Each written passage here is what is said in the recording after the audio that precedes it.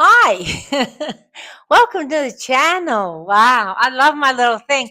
I just wish I had like a big fancy one like the newscasters. Sometimes I see these big, like big ones people have in the corner. It's like, wow, you must have a huge channel. I feel like credit cards. The heavier they are, the more money you got. The bigger you got these, the more popular you are. I don't know.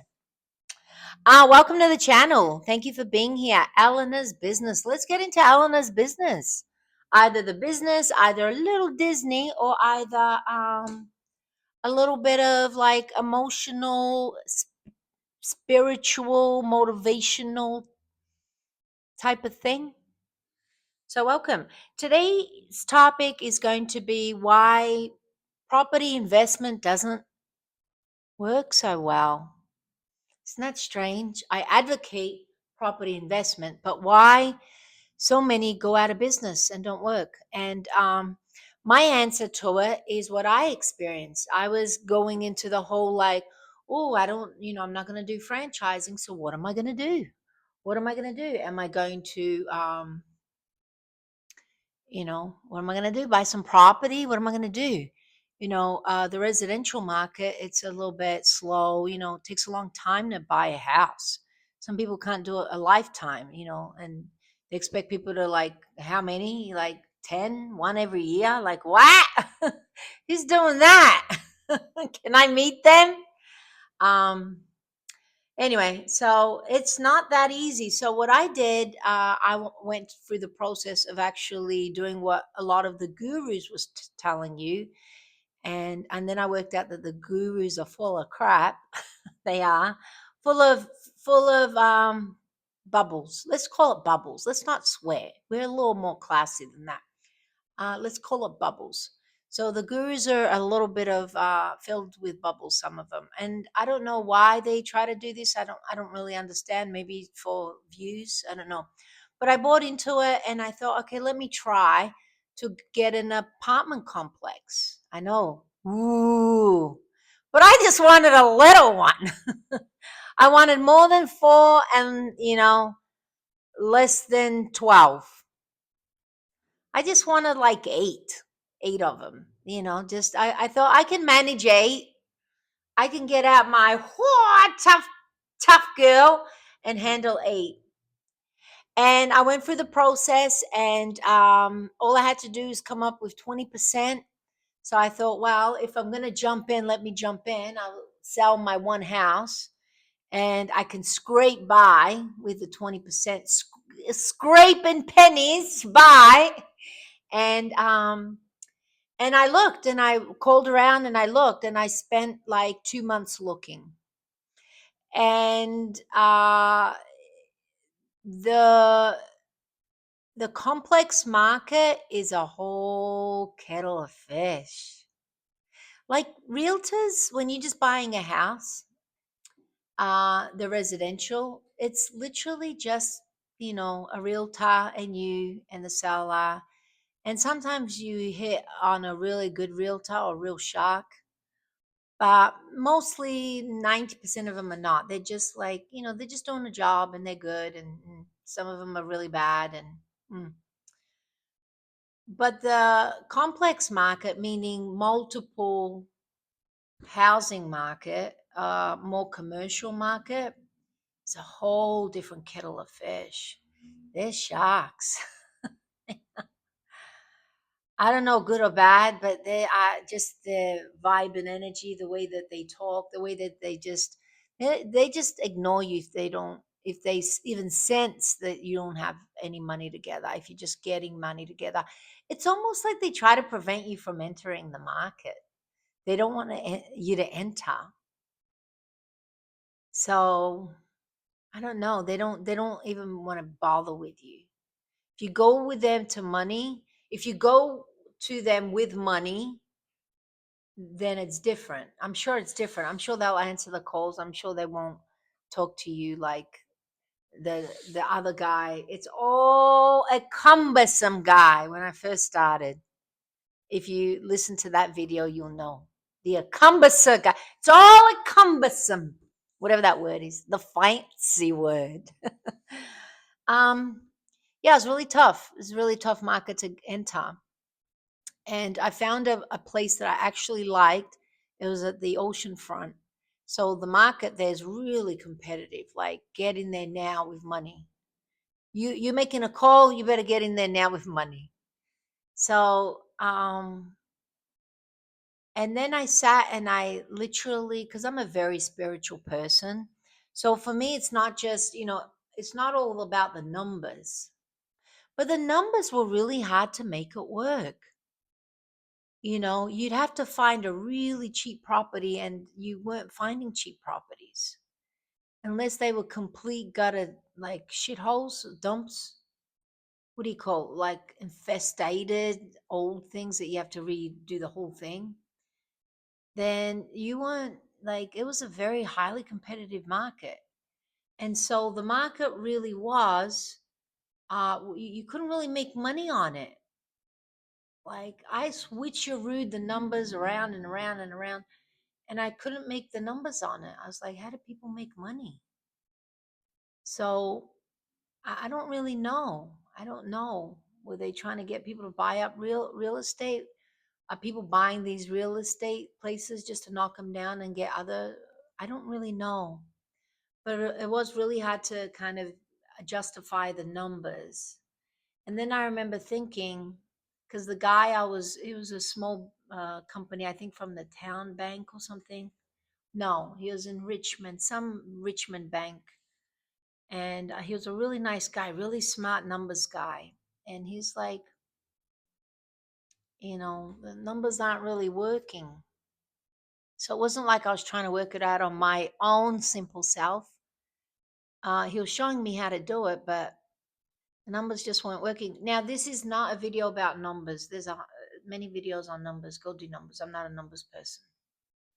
But for me, it was, how do people make money on this? And not only that, if I didn't do residential, like renting, I wouldn't even know. But because I do residential renting, there's so much to just do. Like, it's a full time job to rent out your place. It really is, especially if you got multiple. If you got five or more properties, it's a full time job. Yeah. And hopefully your hubby or your partner or your somebody or somebody and pay them good, and you have them on board on call, that if anything goes wrong, you can you can have someone to afford what you're doing. But yeah, it's really strange. It's a very difficult market because just dealing with one contract, I have to do the lease. I have to do the lease to you, even though they're all standard. I have to do the lease to you, your date, the house, how many rooms, blah blah blah blah. I have to do a checklist. I have to do, take photos and make sure legally I'm set and protected. And I've done my due diligence to protect myself. So just that is very time consuming. Trying to look for a place to, trying to look for someone to rent out. And people say, well, you do the management. Why would you hire someone to have 25 to 30% of your earnings? Like, that doesn't even make sense. Why would you hire anyone to just get your profit? Like, nothing is that profitable. I mean, maybe there's some, but real estate is not like that profitable. Not like that. Not like that. There is profitability in real estate, but not like that. Um, so this whole passive income thing, I don't really feel like exists in that way. Also, the flipping market, people are trying to do something and flip it. That's really hard too. Just because you're flipping it and it's within 2 years of sales, just the government's gonna tax you sweet. The government's gonna tax you an extra 15% or 20%. Was it 30%? I don't know. But you got a whole nother tax to get taxed on just for selling it within 2 years. So the flipping whole thing doesn't make sense either. And property is so demand, like there's, people fighting for it. You can't get cheap property. The only cheap property you can really get is in the slum type of areas. People where they don't want to buy property, they don't want to live, they don't want they don't want any of that, just in case something goes wrong.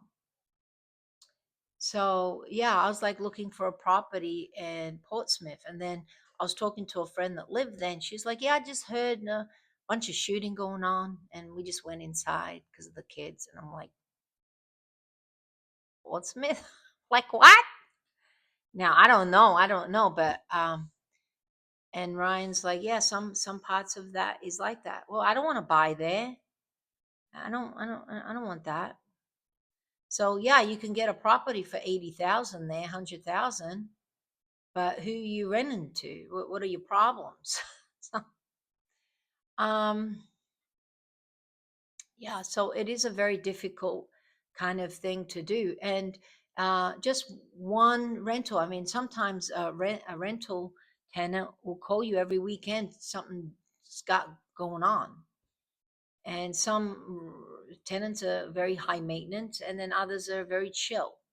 And you got to set your expectations to a certain degree, otherwise you're not going to make any money off people. Now people should, I'm a wonderful landlord, I get on top of it when people call, but sometimes it's like people don't really know maybe, and they expect you to take care of everything, and you're like, no, I can't take care of everything. Cutting the grass, your job. Trimming the trees, your job. If you got it nice, it's your job. Unless it's something structural or something to the place or HVAC or something, then it's really your job. It's not my job to do everything for you. And I mean, I've gone way and far beyond. People's washers don't work. Well, get yourself a new washer, but I'll go out and replace it, or Ryan will go and fix whatever everything is. It's a lot of work, but can you imagine that 8 times? It's a lot of work with a couple of them. So it's yeah, the reason why is people try on too much. They try to get too much rather than building slowly, slowly building your business, slowly building your assets, slowly building. Yeah, when I first got my first rental property and I rented it out, I was petrified because I was like, ugh, they're gonna shaft me. And then I got to learn the rules, learn what I will accept, what I won't accept, learn how to check people out properly, how to listen to the numbers that are in front of me. People have really low credit score. Now, because I'm personally a landlord, meaning I'm not a company, big company, they are very strict. So a lot of people with really low credit scores come up to me because, they have families and they want a house and they have disabilities or whatever, and they can't get into the big management places. So they'll come to me. And so I don't always look at bad credit score as a thing. I have other things to look out for because people don't always, some people are pretty honest people that things happen to and they wreck their credit score. Example is like women fighting for their children in court, uh, people with health issues that have come up. A man lost his business in COVID, so his credit score went down and he's working on getting it back up, but it takes a while sometimes. Sometimes it takes a very long while when you wiped out and you've declared bankrupt or whatever, you're wiped out. And so people have legitimate issues and they're still good people. They have families, and I'm a little different. It's not about the numbers for me. Sometimes seeing them with kids, and then being say, hey, I'm going to do right by you. There's certain things I look out for. I don't accept people who have been evicted. Like if you've not paid your rent, means you're not going to pay your rent again. If you think that that's acceptable, you're going to do that again. So, certain people I don't look at, but then other people I do because, it's not just about the numbers for me. And, it's panned out for me. Not everybody has, I don't think, good credit Well, some people do, and I've always received my rent on, mostly on time, and it's always been good. So I've never had real issues with anybody. So I feel like whatever I'm doing is working for me. But again, I'm a little bit different than the management that are strictly being paid to, give only certain people a chance. So the reason I think that a lot of people are working, in the real estate is because they look at real estate as a money maker now. Give me the money making now. I rent out, I should have at least, 20% coming in, but you can't. You can't manage. Rentals are really like managed asset. It really is a managed asset, I'm learning. And you've got to take it on bits, bits. You got to take it on bits because you can't just carry a whole heavy box. You got to take a little bit and then go a little harder and then take on more and then take on more responsibility and then bang, you got a lot. And then you're like, what the, how am I doing this? But yeah, that's why people are going out of business in that market. They want it now. They buy a property. I bought a property and it was a complete gut. Like the whole thing needed gutted. Floors needed to come out. Everything needed to be completely gutted. The kitchen, everything but the walls were complete gutted. And yeah, it was, you would call that a flip. But that took one man 5 months to complete. It's like, and then, and I came in to help. So, yeah, it's a lot. It's a lot. So that's 5 months you're not making any money on an investment, so that's a lot. It's an absolute lot. And then you have to sell it. And even when you buy, sell it, even if you can't, when you sell something flip right away, you can't you can't justify a huge increase. Like even if you're asking for this, you can't justify it. People are like, oh, it's just been gutted. And so it's not, doesn't get as much in a more stable market. It doesn't. And even if it did, you got people unsure because it's being flipped. Like you can see how much something sold and then how much something we bought on your Zillow. You can see and what people are trying to get and the workmanship put in, and is it really worth it? And to some people it is, and some people it's not.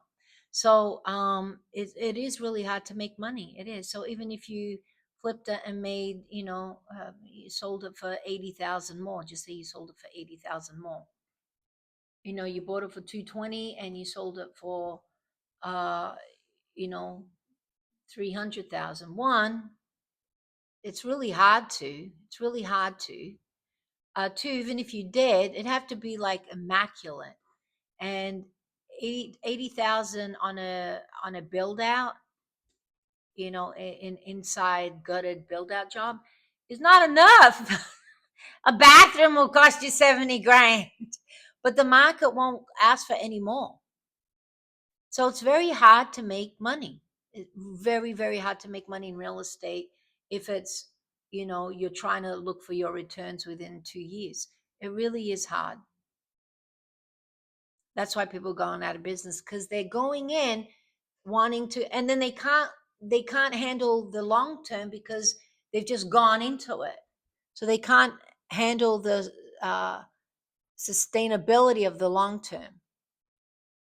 So even if three guys came in and gutted a place and did everything nice and updated all their permits and whatever and did it in 2 months, not 5 months, but 2 months, and they increased to 80 grand, you got to pay the people, you got to pay all your stuff. It's really hard. The flips are really, really hard to do. You have to, even the market calls for higher because everything's so expensive. It is a hard thing to do. And so the bigger places like how I wanted to get 8 places at once. like a whole building with 8 places. It's really hard to do that. One, come up with the money, and even once you even get the money to have it, you got to, like, again, buy the stuff, you got to do the stuff.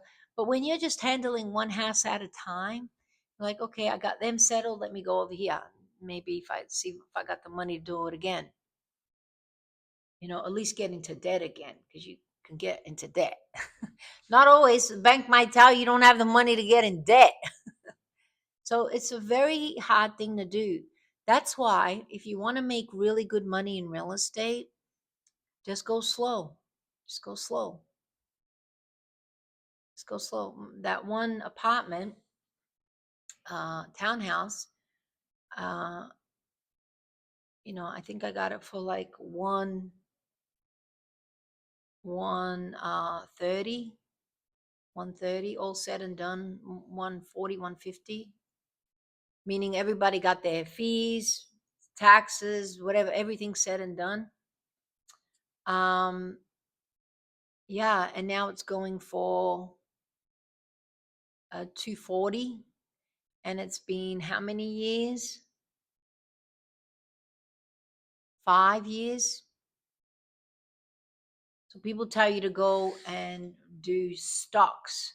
You get 10 to 15%. The best you'll get is 15 on a stock. I'm talking regular stock, not like high yielding stock, which are very risky anyway, up and down. I don't know. But on a just chill out 500 S&P is 10 to 15% annually. So 5 years, if you put down 120K, at best you would have made 12 grand, right? At best you would have made 12 grand. On this one property, in 5 years, I made 120. I don't know. Someone good with math? 100K? 10 times. 9 times. Whatever. You get the idea, right? The idea is there. So property is very, very profitable. But you got to sit on it. The incubation is years. The incubation is years. The rewards are years. And there's still mortgages on it and whatever else you got going on. And then once you paid that off, then you got all this. It's years. But when it comes, you're paying. Someone else is paying your mortgage. You're not, right? Don't forget that little note. So people don't make money on real estate because they want it now. They want passive income now. Yeah, you get income. You get the income, but it ain't passive. It goes to the bank. The bank owns your income. You get the income and it goes to the bank. You get the income and it goes on HVAC. You get the income and it goes on the dryer that just broke down that they want fixed. So you're not getting any money. Oh, you're getting income? I went to the taxes, the property taxes that you pay twice a year on that property. And on any property that's about 200,000, 220,000, 250, you're going to pay about 2 grand of taxes. So if it's 200, just take 1 0. I mean, 2 zeros. So if it's 200, you pay 2,000. So take the 2 zeros away. And then 3. No, the 2 zeros. Yeah. Whatever. You know what I mean? If it's 300,000 house, it's 3,000 property tax. If it's 400,000 tax, it's about 3,500, 3,000 to 3,500, depending on your area of property tax. It's crazy. So everybody got their hand in your pocket, and it's the government. It's the HVAC guy. It's everybody. It's everybody.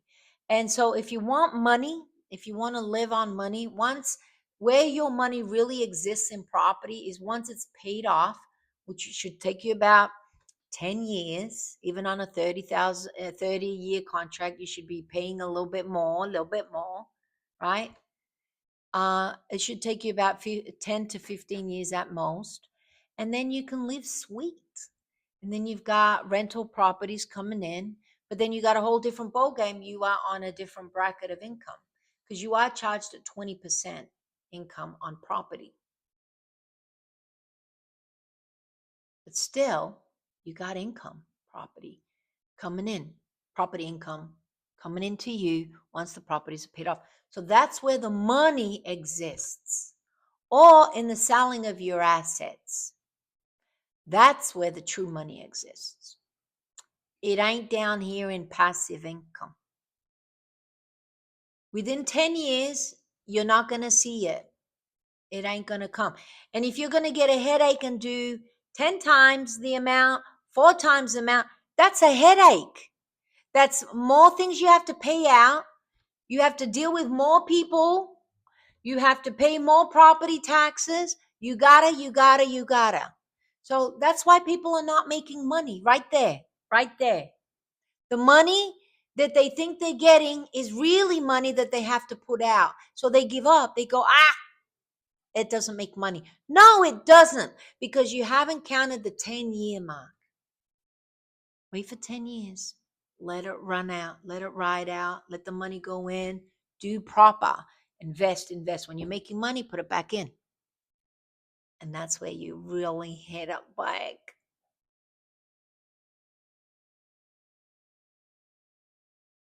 That's how you do it. So how do you do it? I'm going to do it in another video because this is 27 minutes already. So have a wonderful day. I hope that helps. For the property investors, wannabes out there, take it slow. Take it slow. You'll get there. Be a turtle in the race, not the rabbit.